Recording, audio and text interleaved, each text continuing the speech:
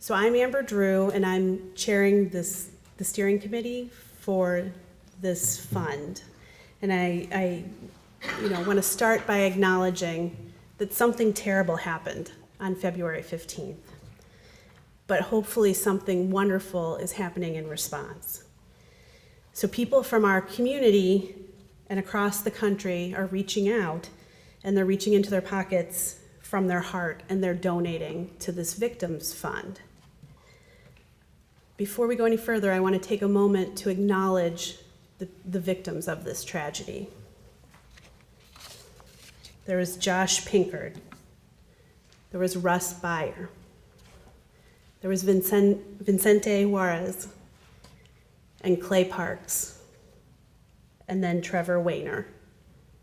So if we could just take a moment of silence to remember them, I would appreciate it.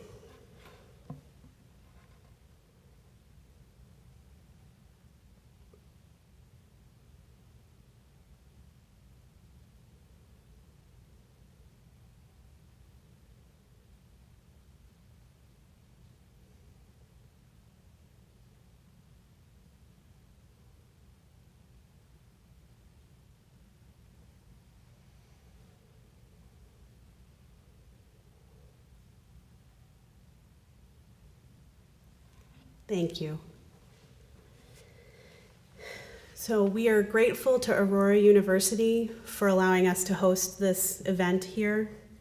I also want to thank Mueller Water Products for their leadership and example in starting this fund to assist the victims of this tragedy and their family members. We on the steering committee have been tasked with determining the eligibility and distribution of the funds that come in. So just to introduce the steering committee, so again, I'm Amber Drew, and then there's Dan Levy. This isn't in order, but Grayson Holmbeck is down there. Eric Mace, Keith Duff, Hillary Brennan, and Yolanda Kolkai. And unfortunately, tragedy has touched many of their lives and our lives as well. So some of them have been in your shoes before too. So the purpose of this town hall is to go over the draft protocol that will set forth the guidelines for who will be able to apply and how we'll distribute the money and things like that. There should be extra copies. If anybody needs a copy, we can try to get you it. If anyone needs a copy, I can run out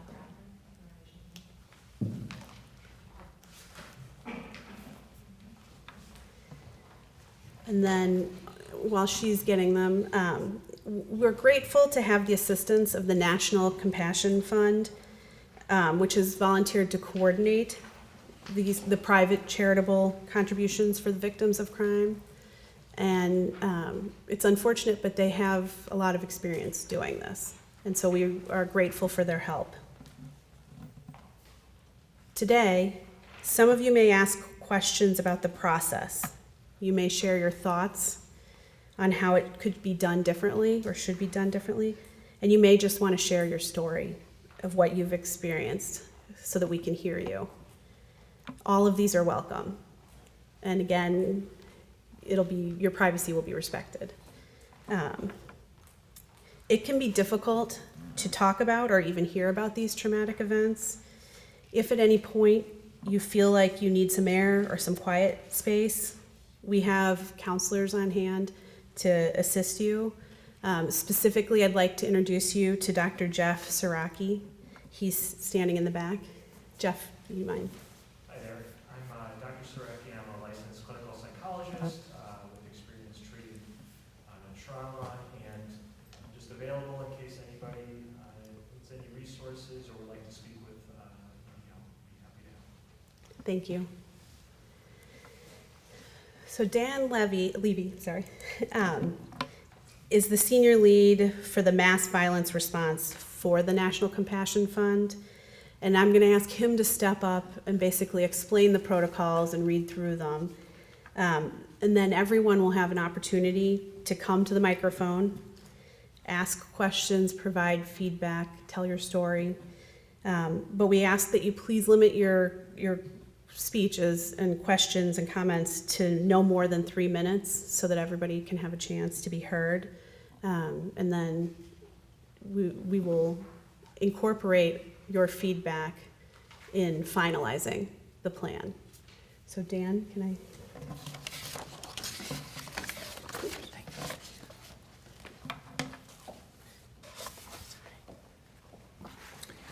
Thanks, Amber. Good evening, ladies and gentlemen. I'm sorry that I have to be here tonight with you, but I'm proud to be here at the same time. I'm sorry for the reason that we are here after the Aurora attack that you all have experienced firsthand. I just want to start by a quote which I think kind of embodies some of what you're enduring and will be enduring. It's from Elie Wiesel, who's a Holocaust survivor, who said, "Just as despair can come to one from another human being, hope too can be given to one only by another human being." And so I think that we're here to offer hope and support and to make sure that you understand that this fund is for you and that the donations that were made, we want to make sure that they get dispersed in the most transparent way we can. Just real briefly, I'll mention a little bit about the National Compassion Fund. As Amber said, we've become, unfortunately, too well versed in responding to mass violence tragedies in our country.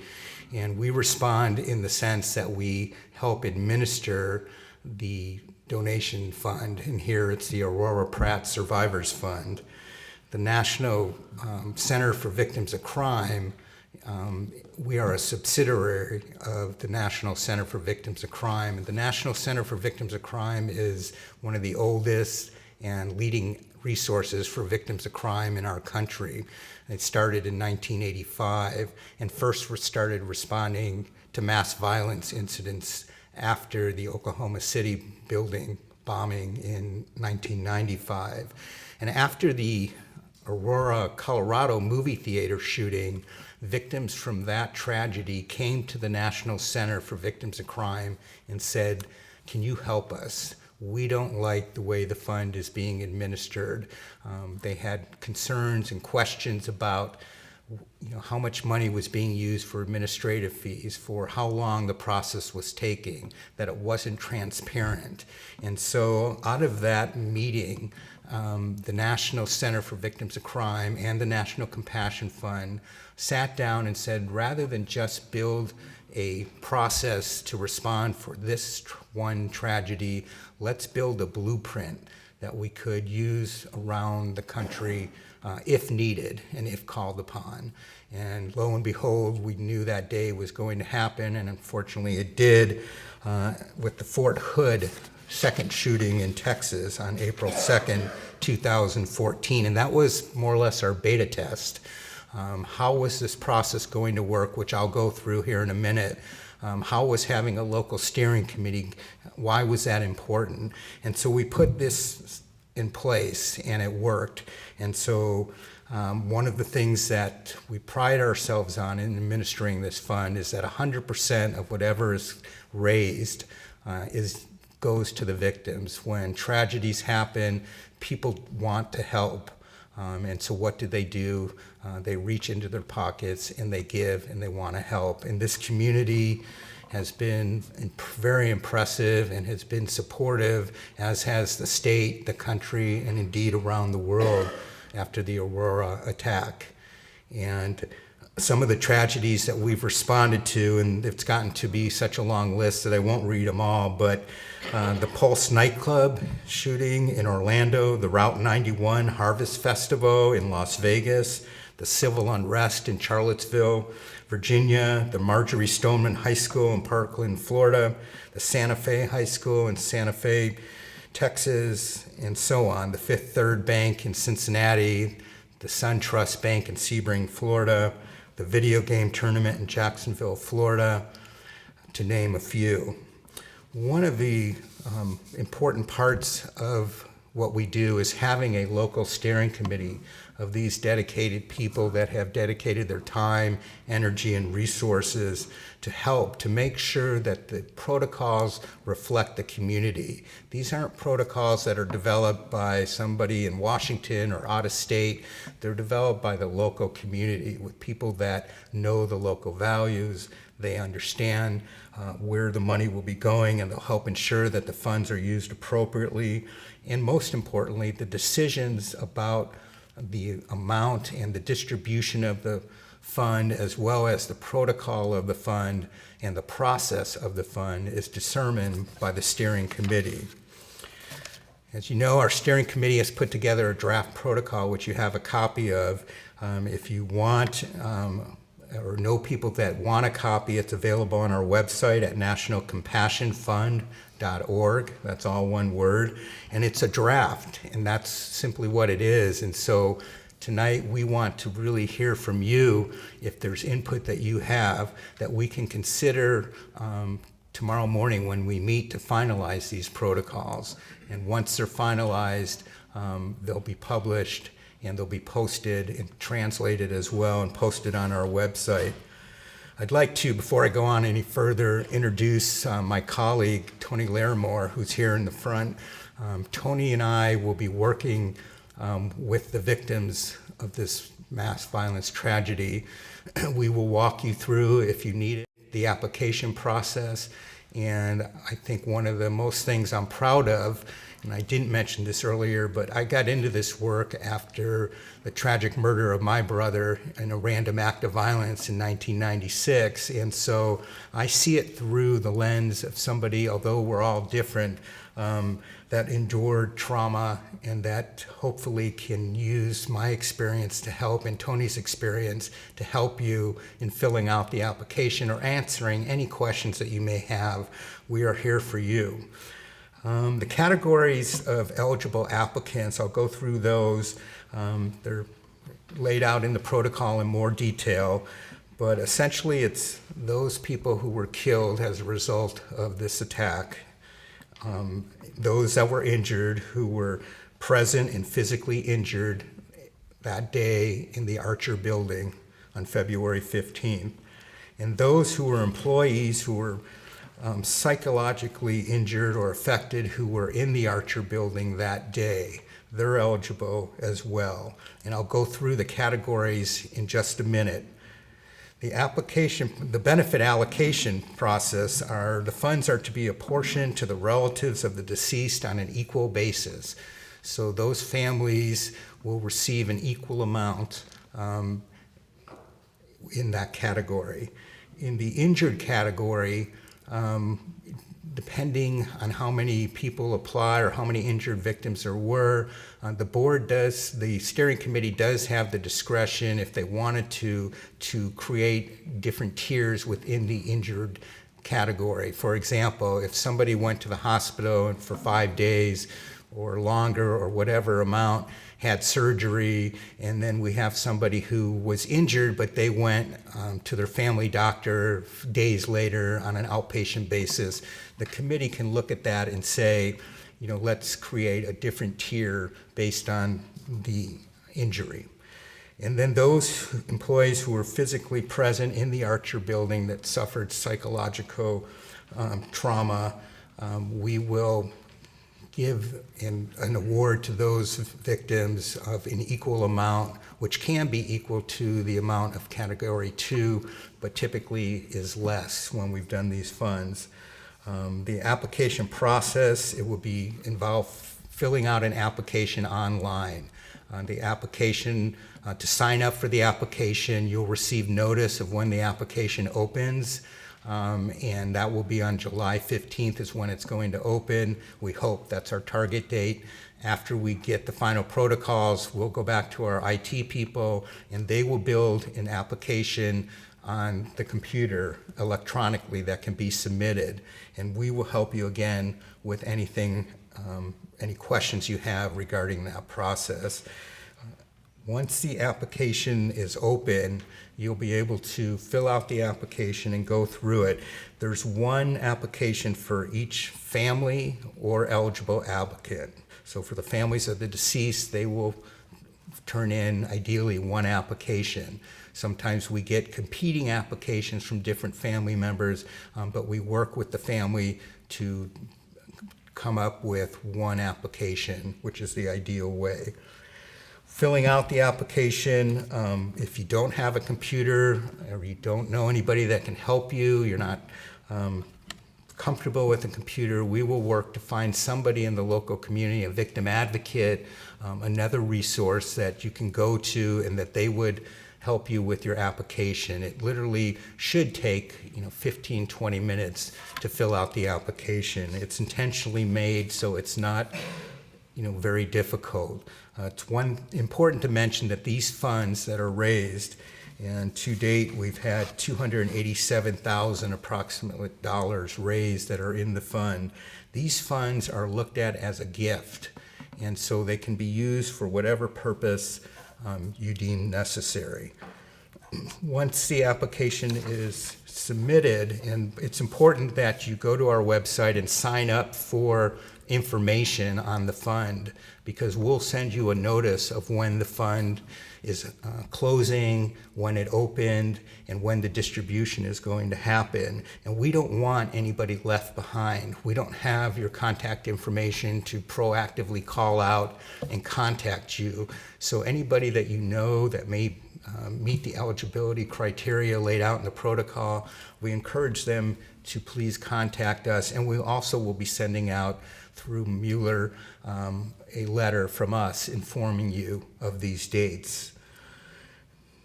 There will be a validation process as well. When you submit the application, we have two pro bono law firms that have offered assistance to help us with the initial review, to look at your application, to make sure all the information is complete. And then it goes on to a presence review. So if you were a victim who was injured, we will ask you to upload a HIPAA form, and we'll contact the hospital to just verify, really as a formality, but to verify your injuries. And if you were there and suffered psychological trauma, we will go through Mueller water products to verify your presence there. So the application goes through these presence validations, then it will go to a final review, and just to make sure all the documents that are needed are uploaded and that it's complete application. We want to make sure that the applications are fine, and if they are deficient, we'll get a notice, Tony and I, and we'll reach out to you and say, hey, we need this documented, uploaded. And I'll go through some of the documents that you'll need to upload here in just a minute. Then once the application is approved, it'll move on to our final stage. But the application requirements for the category 1 for the deceased, and again, I'm just giving an overview. What we will want is a death certificate uploaded and submitted with the application. If the legal heir who is listed on the death certificate, that's all we need. But if they weren't, then we would need a marriage certificate. There's several different dynamics that could occur. We'll identify what those needs are and help you identify those and make sure that you have the appropriate documentation. The monies will be dispersed for those that have been killed. The application in the death category can be submitted by the parent, spouse, the legal partner, or child of an employee killed as a result of the Aurora attack. The monies will be in accordance, if they do have a will, the monies will be dispersed in accordance with their will. If they didn't have a will, and there's lots of different dynamics, we'll look at the intestacy laws in the state of Illinois, and we'll get guidance on that to find out exactly who the legal heirs are in each situation. Sometimes people have nuclear families or different dimensions, and those will be looked at, and we'll work with you to make sure you have that information. Each applicant will be able to propose a distribution plan. All the legal heirs that are entitled to the money under the protocol will get together, we hope, and come to a disbursement agreement, and they'll submit a distribution form with their application, which is signed by all the legal heirs that they agree to this disbursement. If there is, for some reason, a family that cannot come to agreement, then ultimately we would turn it over to a probate court to determine who is eligible for those funds. And again, don't try and grasp the entire protocol just here tonight. If you have questions, that's what we're here for, and we can explain it. I want to make sure we have, the purpose of tonight is to hear from you. We'll have situations come up where maybe the legal heirs are a minor, and so we may have to, depending on the laws here in Illinois, have a trust set up for that minor. We may have a situation where somebody in a category is receiving Medicaid or a benefit, and we don't want to give this money to eliminate another benefit that they're getting. Again, this is a gift, and so a special needs trust could have to be set up for the money to go into, and we will work with you on what your needs are. In the second category, it's simply, were you physically present and injured at the Archer building that day at the Henry Pratt manufacturing facility? And if you were, we will ask you to fill out and upload a HIPAA form so that we can contact the hospital or the medical provider, again, to get that information. For those that were present and suffered psychologically trauma or were injured, again, it's any individual employee who was physically present in the Archer building at the Henry Pratt manufacturing facility. And Mueller Water Products will, again, verify your presence. Important dates to remember: the application process will open on July 15th, that's our target date, and close on August 15th. So there'll be 30 days. And we want people to apply as soon as possible so that we're not in a situation where 30 people apply on the last date, because we still have to go through the workflow process and the validation process of the applications. But it is open until August 15th, and if you get your application in before then, we will certainly start working on it as soon as we get it. I've said this before, and it's, I think, worth repeating. This is a gift. It's not based on need or income or economic loss or the amount of medical bills someone has. And we recognize the psychological trauma that victims and survivors experience. We want to build solidarity amongst those survivors who have gone through this horrific event. Once the application is approved, the applicants will be notified of their approval and the amount of gift with the instructions for disbursement. August 29th, the distribution plan will be approved by the steering committee.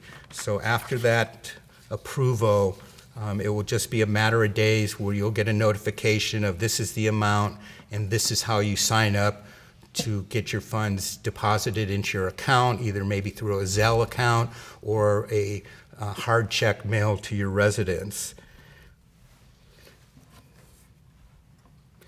And that'll begin on September 5th. The electronic payment distribution will begin. That's our goal.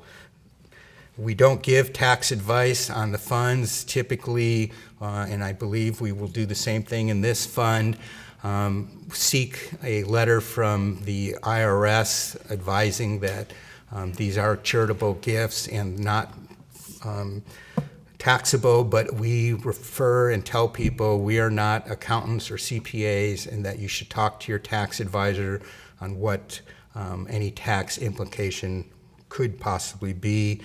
And finally, a full audit of the fund will be conducted at the end by an independent auditing firm as soon as possible, probably be sometime after October 31st.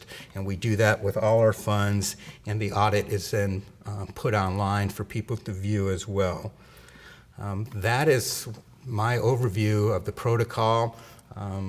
We will open the floor up to anybody that has questions. As you know, it's being video recorded, but we have made sure that anybody that comes up to the microphone, just like now in the audience, you will not be filmed. And so we welcome and would invite anybody to come up And feel free to ask any questions or comments, suggestions. Sometimes people see our protocol and they say, looks great to me, I don't have any. Sometimes people look at it and say it's good, but I would suggest this tweak. And sometimes people look at it and say, we don't like it, we think it stinks. But we're hoping that's not the case. But we're here to listen to you if you have anything to say. Thank you, Dan. Thank you, Dan. So if anybody would like to come up, we would appreciate hearing your comments.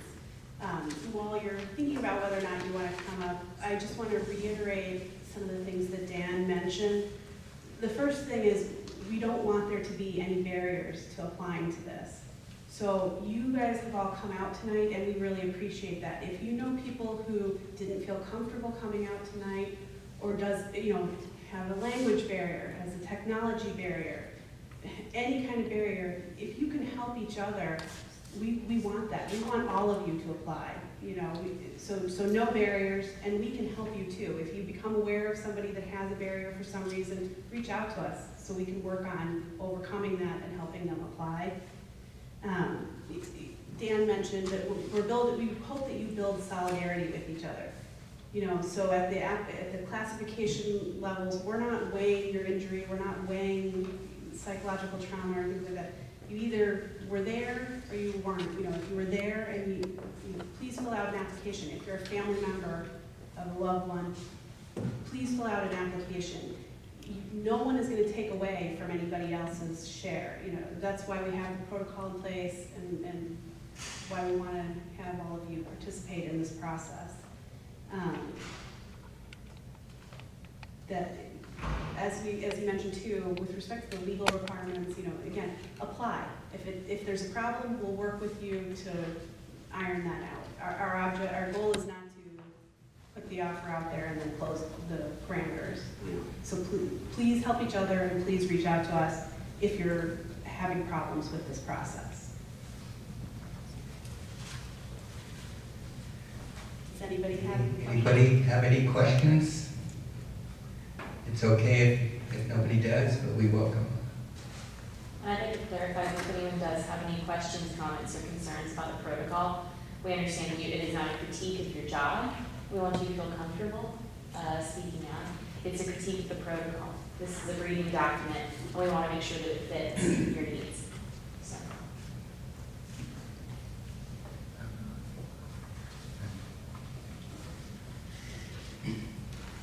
I have something. I was not there inside the building with my coworkers, but I was outside when the police breached and gunfire erupted. You're gonna need something for us, who are not physically in the building, but directly there. Because at any moment in time of day, I go in and out between buildings, and it hits me. Sleeping at night, wake up, it hits me. So I don't know what category we fall under, but don't leave us out. That's all. Thank you. That's important feedback, and we appreciate you saying that. And we will consider that in our discussion.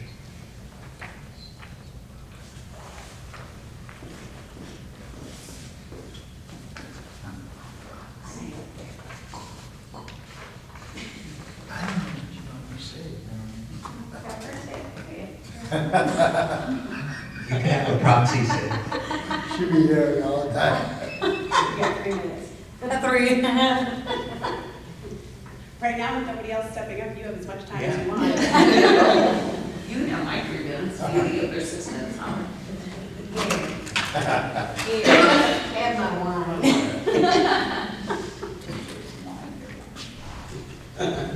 So what you're saying is, I know it's gonna affect people, but here's the problem. If they come and get a site bell, some of us live in areas where we own guns. And it's not to shoot people, we get a critter that comes up and, you know, rabies, whatever. If these guys or women who own these guns comes forward and say, you know what, I wake up in cold sweats, or man, I was covered in this guy's blood, I helped him to safety. If they come forward and say, this does bother me, but I don't let it show, is that gonna affect them having a gun permit? You have to have that little license to say, hey, I'm a proud owner, you know, I'm responsible. But if now if they come forward or say, well, I did get injured, but I've been paying for it out of my own pocket because I don't want the company to say, you know what, it's all about the money. Let's find some reason to get rid of them. I mean, I've never seen Pratt do that. I mean, they've been pretty good from what I see. But a lot of people are like hiding back because reality does hit. Big corporations, if you become a thorn, they'll move you over. And let's face it, a lot of these guys aren't in their 20s. They need their jobs. So to get somebody to come forward, he called me and, you know, the day, I can personally say this, I do own a gun, and now I know what it sounds like when you're on the phone and it's going in some guy's back. Because he called to say, I love you, this guy named Gary Martin is killing us. We're trying to run for safety. Next thing I know, he's helping a guy out, not thinking of his own safety, which I'm proud he did that, but hey, we've lost both of our daughters and granddaughter. That call was the most scariest thing because I actually heard him killing a guy. I just want him to be secured with Pratt, but at a safety. You know what I'm saying?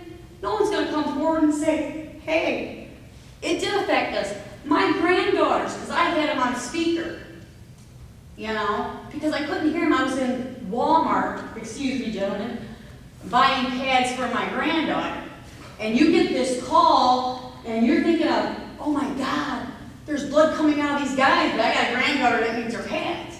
You know, what do? You know, I just think that a lot of people aren't coming forward because they need that job security. Right. But you don't want to make a company go broke either because why? That's your retirement. So can you figure some way out that's going to get people to come forward because they're not going to? So I don't know how we can get people to come forward, but I do want to clarify that we're trying to be very sensitive to that. And so there's a lot of issues kind of packed into what you were talking about. So let me start first with the idea, with the gun issue, right? So we need to think about the long-term ramifications of what you do. So you said, you know, if we get a psych eval and we have to turn it over to you and then they're gonna come and they may implicate us. That's why we're not, at the class 3 level, it's either you fit the category or not. You don't have to show us that you got a psych eval. You don't have to show us anything like that. Correct me if I'm speaking out of turn, but at the other level too, we recognize too, Dan mentioned something about this and I kind of wanted to clarify about it too. People react differently to things and some people do choose to go get healed at home or if you have the psychological damage and the trauma like you're talking about, you turn to your friends that you trust, you don't necessarily go to a doctor to do that. So at the trauma level, at the psychological trauma level, it's just an on-off switch, right? Do you fit the category of people that we're including here or not? You don't have to show us that you had a psych eval. You don't have to tell us who treated you or things like that. Similarly, at the medical level, the injury level, you had mentioned they will check to make sure you actually were in the hospital or you were treated somewhere or something like that. But we're not weighing your injury was worse or your injury was less. Unfortunately, people scam the system, and that there are people who claim that they were injured when they weren't or things like that. So at a basic level, we need to prove whether or not you get for that category 2. But again, it's a light switch. Either you were or you weren't.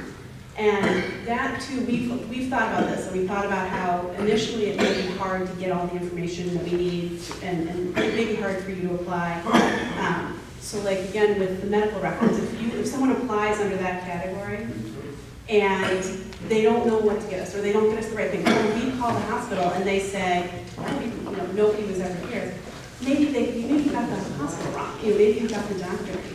We'll work with you to try to But verify still this. falls where, there's certain privileges that our government gives us. If you get a psych eval, you lose it. Right, Or so you don't. You do have companies that say, you know what, they're kind of a problem, it's ixnay. So people just kind of deal with their own, like you said, they will deal or pay the doctors themselves, or they will pray a lot and just wish it away. Some things don't go away, it just stays back there, but as soon as you hear a gun go off again, it kind of, you kind of jump a little. And like the gentleman said, he was there with all the firing on there. It affects everybody differently. You don't know. I mean, it could take 5 years. I've seen some people 10 years later where an accident they were in, it finally hit them because they were so mangled up, but they survived. And then they went berserk. You don't know, there's no time frame. So how do you guys justify who gets what and to settle so fast? I'm just saying, you don't know. Well, again, just to echo kind of what Amber said, we're not requiring any documentation. The only requirement is that you were there in the Archer building that day, the way the protocol is now. So as far as, sending us psych evals or doing anything like that, Jeff? Yeah, I do just want to clarify, although it sounds like a psychological evaluation is not required, just something that you guys can all know and understand, you can spread to other people that might be interested parties. In the state of Illinois, if you have a FOIA card, the only way that you can lose that FOIA card for psychological purposes would be if you were involuntarily hospitalized, or if there was some sort of a police involvement or domestic dispute. And so what we would most likely be talking about would be coming in for a psychological evaluation or going for outpatient therapy. That is not going to cause any law-abiding firearm holder to lose their FOIA cards. And I work with veterans, so many veterans, the majority of them are firearm holders, and coming in for psychological services will not impact that unless somebody's involuntarily hospitalized, which we're talking about pretty severe psychological. And is that going to be the same for like the new law that they may come up with because he should have never had a FOIA card, he should have never had access to it. You can get guns off the street, but I'm just saying, they legally gave him one, but then they legally didn't go take it back away from him. There's hundreds and thousands of them out there. If they change the law, you could be classified under this, you gotta go so many years without being allowed to have it because you had a psych eval, because something bothered you. Do you know what I'm saying? Laws change all the time, and right now, they're in a big uproar, like, oh my God, why didn't the state police there's 300,000, 500,000 guns that should have been retrieved, but officers didn't do it. Well, There was nothing set for them to do it, except for the fact that you're supposed to be a good citizen and turn everything over to them, which, let's face it, that's not how the world is. You got a lot of corruption and evil out there, a lot of people who are mental, that get undetected, or people just ignore it. Well, I will tell you, having done several of these funds, that I can't reiterate enough that even if you talk to your spouse about it, and there is no validation that you have to go through for the psychological category. The only qualifier is, were you in the Archer building, the way the protocol is right now. And so if you were there, talking to your clergy or talking to somebody else, maybe you never talked to anybody and you kept it in, you still meet the criteria the way we have it set up. And so Pratt's not gonna hold it against these guys if they go see their own doctors and don't wanna come out of the closet, per se? I'm just saying, there's people out there, how many of you took off running? How many skinned their knee or what? Come on, I mean, it happens. How do you know you didn't fall, hit your head, and oh my God, you don't know. So this is why I wanna make sure that y'all's job is secured where, what they're saying, because there are places out there that will get rid of people. So thank you for bringing that up. And A lot of people have 20, 30 years in the company. They don't want to lose it just because some guy decided to do a no-no. You know, I just want to make sure, you know, I don't work for Pratt, but I love Pratt, okay? He's got a job. Yeah, what we hear you saying is you're afraid that, and correct me if I'm wrong, that if people do come forward and apply and seek assistance from the fund, that they may be viewed differently. Is that something you're, and or Right. that, or that it may And then jeopardize you're your job, under or they're- the company's looking at you like, now how can we get rid of them, you know? There's companies out there, I know a couple of them that have done that to several of their employees. Thousands of their employees, the way they did it. So I just want to make sure that these guys are okay. Yeah, and I mean, the fund is separate than Pratt. It is nothing to do other than Pratt is, working with us on the steering committee, but the funds are from donors, including corporations and individuals. All right. Well, and I forgot, and I appreciate being reminded, but the applications are confidential, so at that level, although we do have a representative on the steering committee, it shouldn't, I think your concern is very real, and I appreciate you bringing it up, because I think you feel safe enough to bring it up, and other people surely are worried about that too. And so we want to reassure you about that. There's something else I was going to say, I forgot. Yeah, so the point is it's not shared with the company. The applications are not shared with the company. Oh, I know, so that was the other thing. So I don't work for Pratt either. And so I will say that I understand your concerns, and I think they're very real. And so our big goal is to do no harm, right? We want to help you, we don't want to hurt you. And so, like, worrying about how is this going to impact my ability to own a gun, or is it my job, or things like that. I don't want you to lose sight, though, too, that Mueller Water Products is trying to help, too. This is not a gotcha moment, right? They're trying to help. And so they have donated. So yes, lots of people have donated, but they also have donated, and they're coming from a position, a good position, where they want to be helpful. And again, that's why I stress, we don't want there to be barriers, we don't want there to be concerns. Please let us know so we can help you. But I do understand what you're saying, and so I should have snapped in my mind earlier, but that it is confidential, so that helps All right. that a little bit. So. Thank you. Thank you. Okay, anybody else?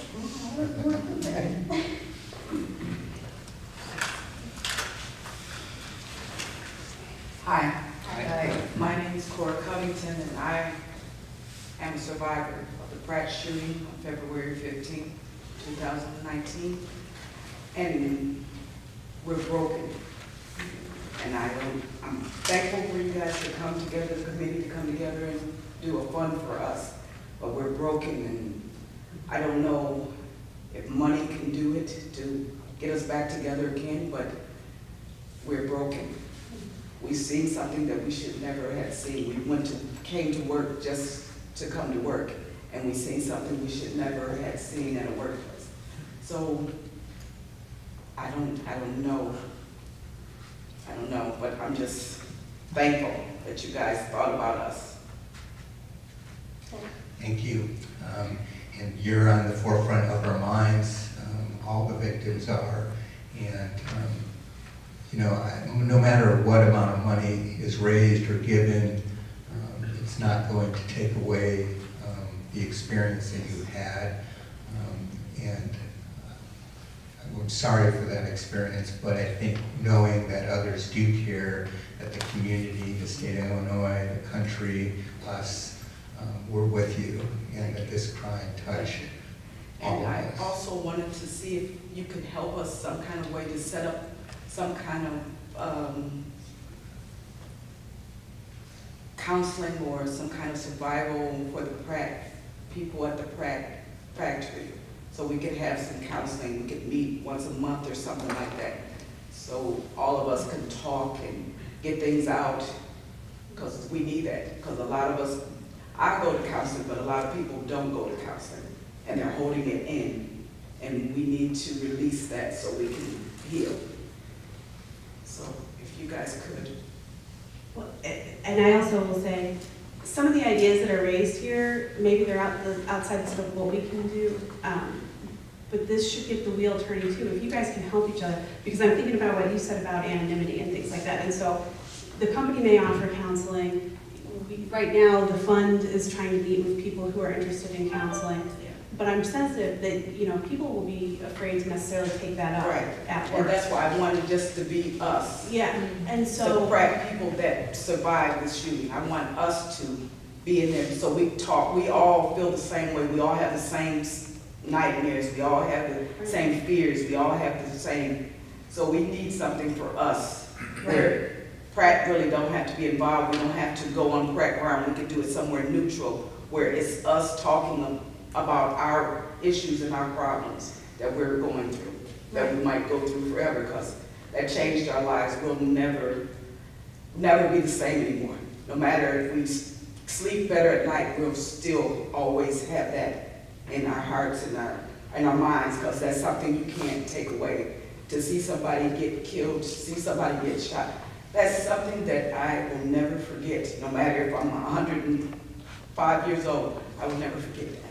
So we need something for us to come together and we talk about it so we can keep some sanity, because it is something that if it wasn't a strong person, it would take you under, because it's something that is not easy to deal with. And we have to deal with it day to day, and we're going back to the plant where it all happened, and we relive that every day. When we go into the plant, we see that. I see it every day. When I go upstairs, I see it every day.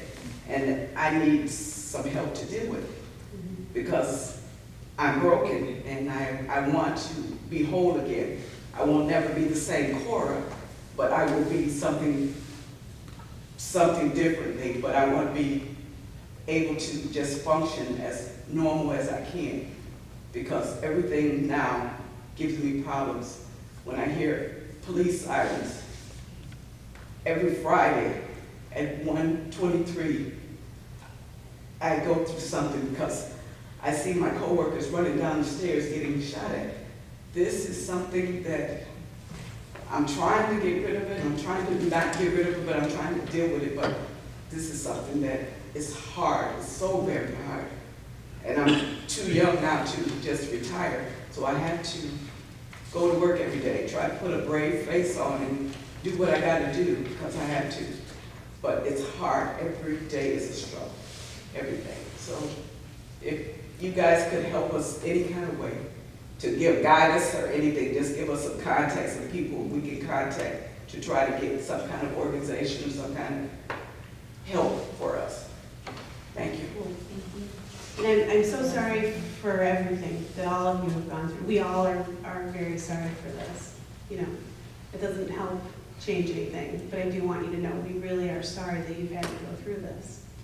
And, you know, as time goes on, you'll start to feel better or things like that, but this is something that keeps coming back. It's going to keep coming back when you don't expect it, Right. and there's nothing you can do about it. But I applaud you for being willing to say that you're getting counseling and to try to help organize something like this for the people that you work with, because it'll benefit everybody. Yes. You know, so thank you.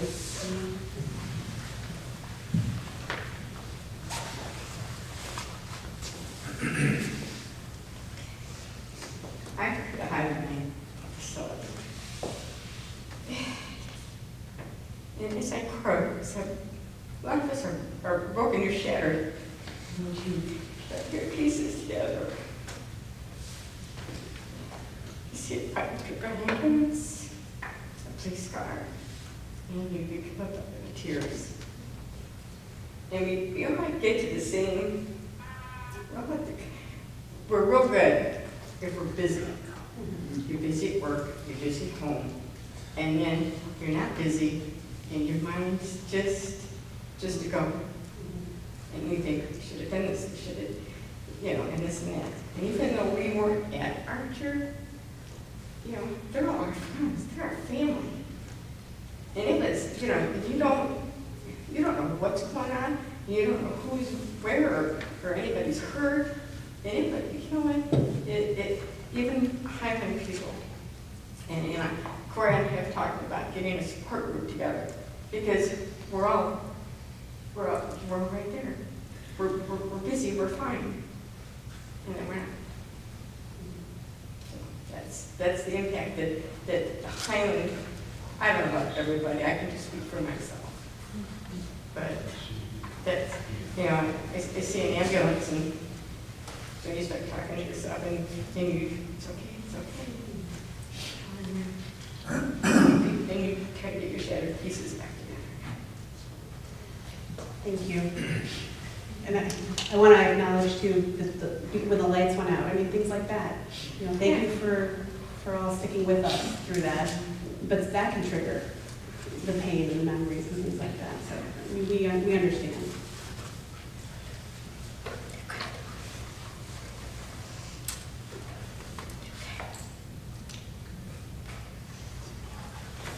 Is there anybody else that wants to say anything?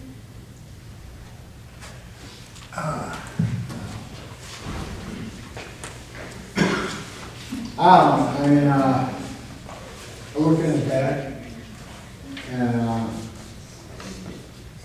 I didn't know that Gary's gonna get fired. Around lunchtime, I was eating lunch with Bart and Jim, the safety director. There was an issue of safety classes for a foreign. When Bart gave him, said, well, that's more company offer. Once you have a supervisor do it. Well, that's a good idea. Then the next thing I know, Tim Williams come down. From here down to solid wreck. How you dip his hand in paint. You know?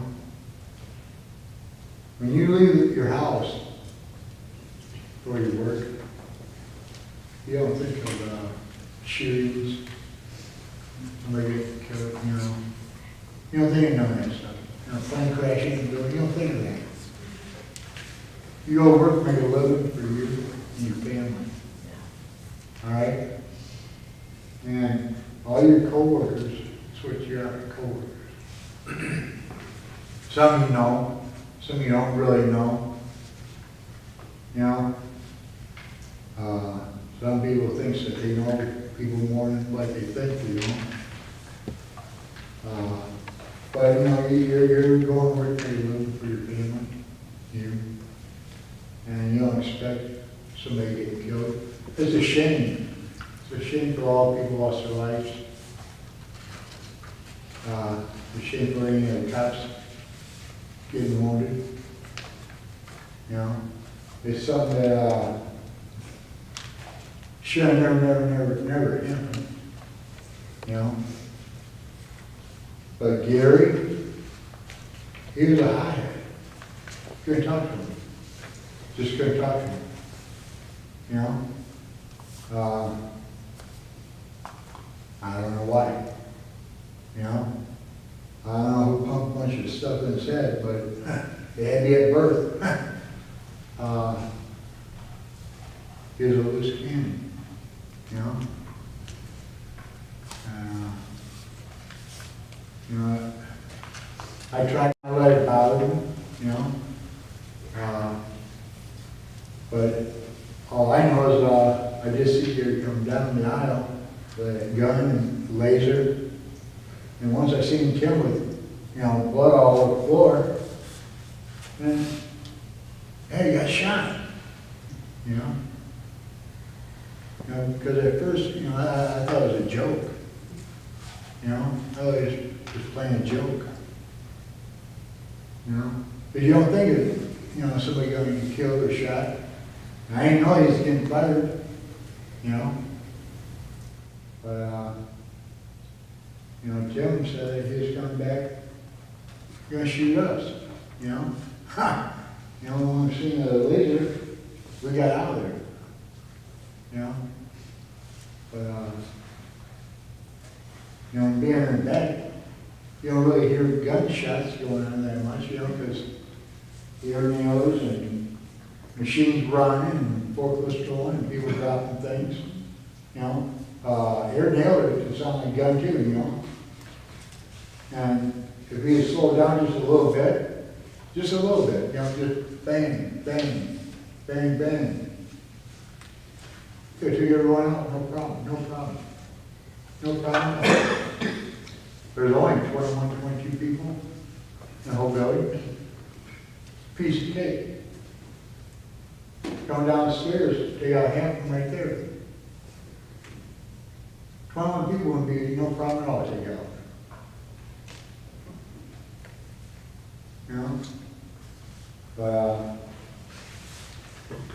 you know, I'm very sorry for anybody got hurt or killed or, you know, it's something that shouldn't happen. You know?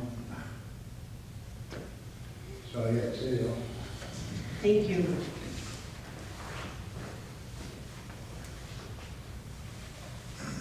Feel better? Yes.